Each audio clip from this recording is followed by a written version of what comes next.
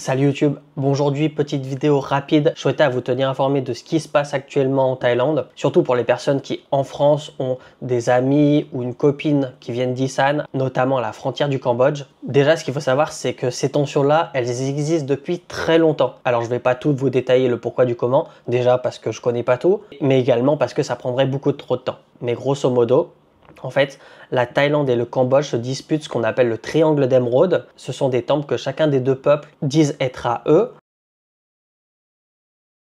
Donc ça a toujours été un petit peu franc entre la Thaïlande et le Cambodge sur plein de domaines. Et très récemment, les tensions ont vachement augmenté, notamment le 28 mars de cette année. En fait, il y a un soldat cambodgien qui a été tué lors d'un échange de tirs entre la Thaïlande et le Cambodge,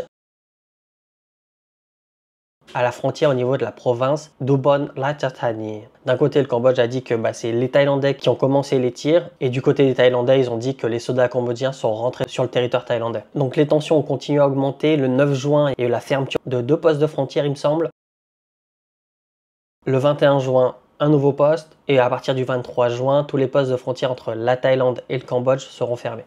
Et c'est vraiment à ce moment-là où moi personnellement, mais aussi pas mal d'autres personnes qui vivent en Thaïlande, on s'est dit que ce qui se passe en ce moment, c'est vraiment pas normal. Il va falloir faire attention dans les jours qui arrivent. Donc c'était impossible pour les travailleurs, mais aussi pour les touristes de traverser cette frontière normale. Mais pas seulement ça, également le transport de marchandises. Il y a eu pas mal de problèmes aux informations durant cette période.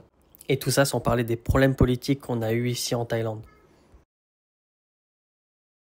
Et c'est aujourd'hui, c'est ce matin d'ailleurs, on a vu toutes les images, vous avez sûrement vu même vous en France, où le Cambodge attaque la Thaïlande, donc avec des tirs de feu mais également des missiles. Il y a pas mal d'images chocs, je vais vous en mettre.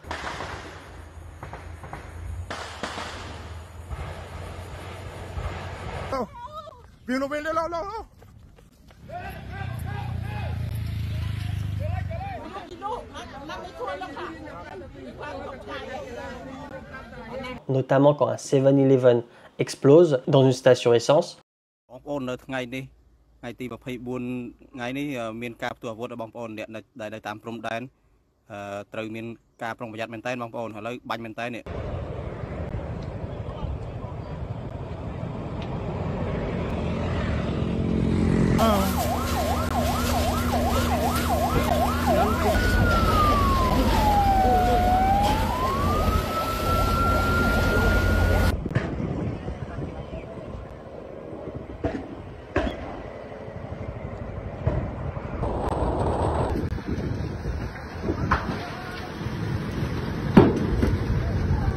Également des tirs dans un hôpital à la frontière de Surin.